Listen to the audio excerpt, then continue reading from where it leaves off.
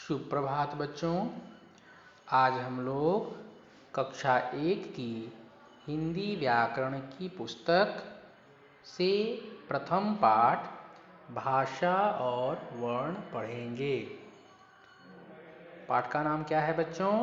भाषा और वर्ण। यहाँ पर कुछ चित्र दिए गए हैं। पहला जो चित्र है उसमें क्या है? मेघा गाना गा रही है। ये देखिए, ये मेघा है और ये क्या कर रही है बच्चों? गाना गा रही है। दूसरा जो चित्र है इसमें क्या है? सभी छात्र लिख रहे हैं। ये देखिए, सभी छात्र हैं, ये सब क्या कर रहे हैं? लिख रहे हैं। तीसरी चित्र में क्या है? माँ बच्चों को चुप रहने का इशारा कर रही है। बच्चे देखिए शोर कर रहे हैं ना, जिस तरह से आप लोग शोर करते हैं। तो माँ क्या कर रही हैं? उन्हें चुप करने का इशारा कर रही है। अपनी उंगली पे, मुंह पे उंगली रखकर और बच्चों को चुप करने का इशारा कर रही है। तो बच्चों, ऊपर के चित्रों में हमने देखा मेघा गाना गा रही है, कक्षा में छात्र अपनी कॉपी पर कुछ लिख रहे हैं तथा माँ अपने मुख पर उंगली रखकर बच्चों को चुप रहने का इशारा कर रही हैं। तो ये सभी इस तरह से अपने मन की बात दूसरों तक पहुंचा रहे हैं। तो इस कार्य के लिए इनके द्वारा प्रयोग किया गया साधन ही भाषा है। तो भाषा क्या है बच्चों? अपनी बात दूसरों तक पहुंचाने का माध्यम। अपनी बात दूसरों तक पहुंचाने के माध्यम को भाषा कहते हैं। बच्चों, जब हमारे मन में कोई बात आती है और हम वो बात किसी दूसरे से कहना चाहते हैं तो इसके लिए हम भाषा का प्रयोग करते हैं। जैसे अगर आपको भूख लगी है तो आप अपनी माँ से कहते हो, माँ मुझे भूख लगी है, खाना दो। तो ये आपने हिंदी भाषा का प्रयोग किया।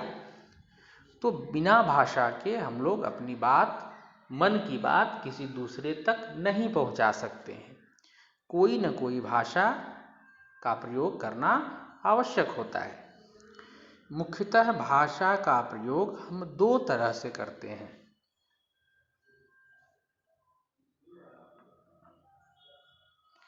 एक तो बोलकर और दूसरे लिखकर, है ना। जब हम लोग बोलकर अपनी बात दूसरे तक कहते हैं तो उसे हम मौखिक भाषा कहते हैं। अगर हम बोलकर अपनी बात दूसरे तक पहुंचाते हैं और दूसरे उसे सुनकर समझते हैं तो क्या कहते हैं? मौखिक भाषा। दूसरा तरीका है अपनी बात पहुंचाने का, लिखकर। जब हम लिखकर अपनी बात किसी को कहते हैं और दूसरे पढ़कर हमारी बात समझते हैं तो हम उसे कहते हैं लिखित भाषा। इसके बाद है बच्चों वर्ण। वर्ण क्या होता है? बोलने में हम मुंह से कुछ ध्वनियाँ निकालते हैं। जैसे ये देखिए, ये बच्चा अपने कुत्ते को बिस्किट दे रहा है। तो बिस्किट देने के लिए वो कुत्ते को बुला रहा है, आ आ। उसी तरह से ये लड़की अपनी आगे वाली लड़की को पीछे से पुकार रही है, ए। ये क्या है? ये ध्वनियाँ हैं। तो ध्वनि क्या है? ध्वनि को ही हम वर्ण भी कह सकते हैं। वर्ण किसी भी भाषा की सबसे छोटी इकाई है जिसके खंड करना संभव नहीं है। तो इस तरह से वर्ण की परिभाषा क्या होगी बच्चों? वर्ण की परिभाषा होगी कि भाषा की सबसे छोटी ध्वनि को वर्ण कहते हैं, या भाषा की सबसे छोटी इकाई को वर्ण कहते हैं। किसी भी भाषा को जानने के लिए, सीखने के लिए सबसे पहले हमें वर्ण को सीखना पड़ता है। जैसे आपने आपने हिंदी पढ़ने के लिए पहले क ख ग घ ये सब वर्ण पहले सीखे हैं, तब आप हिंदी पढ़ पाते हैं, है ना। तो किसी भी भाषा की सबसे छोटी इकाई वर्ण कहलाती है, ठीक है। और हिंदी वर्णमाला में 2 प्रकार के वर्ण होते हैं, स्वर और दूसरा व्यंजन। पहला क्या है, पहला वर्ण क्या है, स्वर वर्ण, और दूसरा है व्यंजन वर्ण।